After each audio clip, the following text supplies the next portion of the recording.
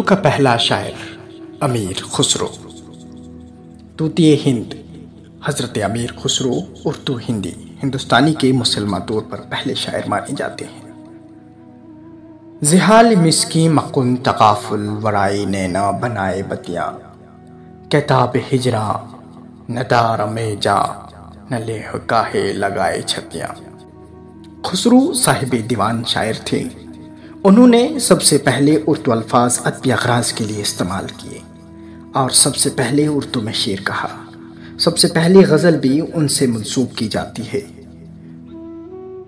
شبان ہجراں دراز چوں زلف و روز وصلت جو عمر کوتا، سخی پیا کو جو میں نہ دیکھوں تو کیسے کاٹوں اندھیری رتیاں۔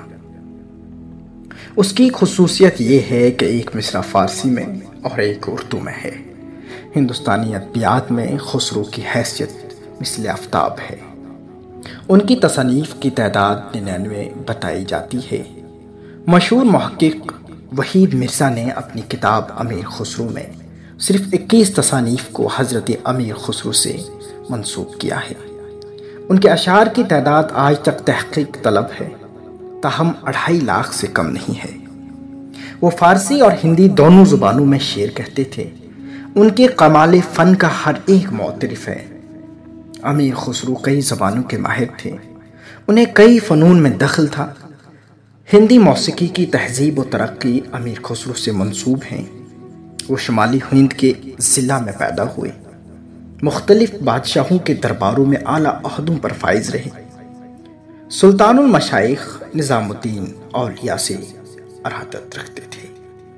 حضرت امیر خسرو کے کلام میں ان کی تصانیف میں خالق باری بڑی شہرت رکھتی ہے۔ امیر خسرو کے کلام، ان کی تصانیف اور ان سے منسوب ادبی سرمایہ کا لسانیاتی جائزہ مختلف ماہرین نے لیا ہے۔ خسرو کی شخصیت اور فنی کمال کا اعتراف ہر دور میں کیا جاتا رہا ہے۔ اردو زبان و ادب کی تاریخ خسرو کے ذکر کے بغیر ادھوری اور نامکمل سمجھی جاتی ہے۔ خسرو اردو کے اولین معماروں میں سر فہرست نظر آتے ہیں۔ انہوں نے ہندوستانی زبان کو روانی عطا کرنے میں بھرپور حصہ لیا ہے۔ خسرو کے کلام کی قدامت اور ان سے منسوب چیزوں کے بارے میں پروفیسر شیروانی اور ڈاکٹر مسعود حسین خان صاحب اور دیگر محققین نے گراں قدر معلومات فراہم کی ہیں۔ مؤخر الذکر نے خسرو کی ہندی شاعری کا پہلا مستند ماخذ وجہی کی سبرس کو مانا ہے۔ یار نہیں دیکھتا ہے سوئے من، بے گناہ ہم ساتھ عجیب روٹھا ہے۔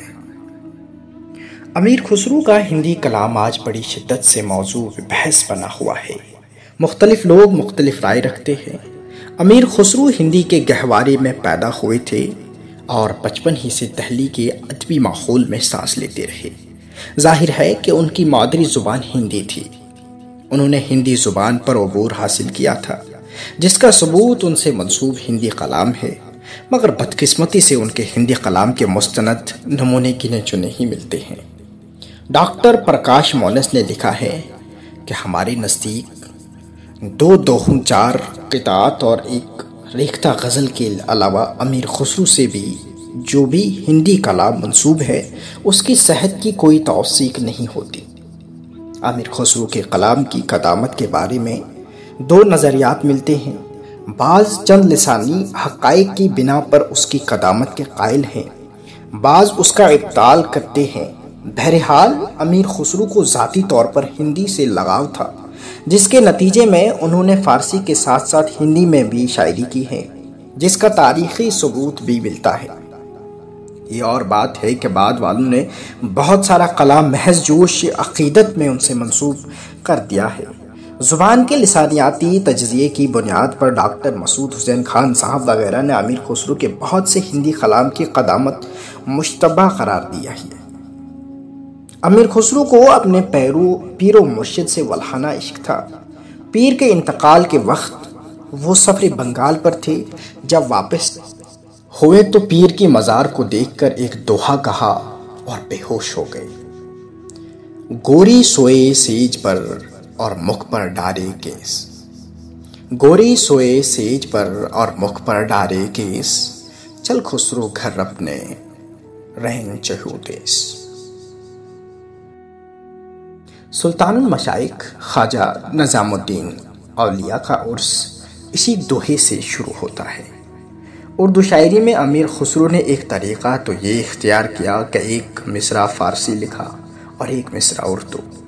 دوسرا طریقہ یہ کہ آدھا مصرع فارسی اور آدھا مصرع اردو کا رکھا۔ تیسرا طریقہ یہ کہ دونوں مصرع اردو کے لائے۔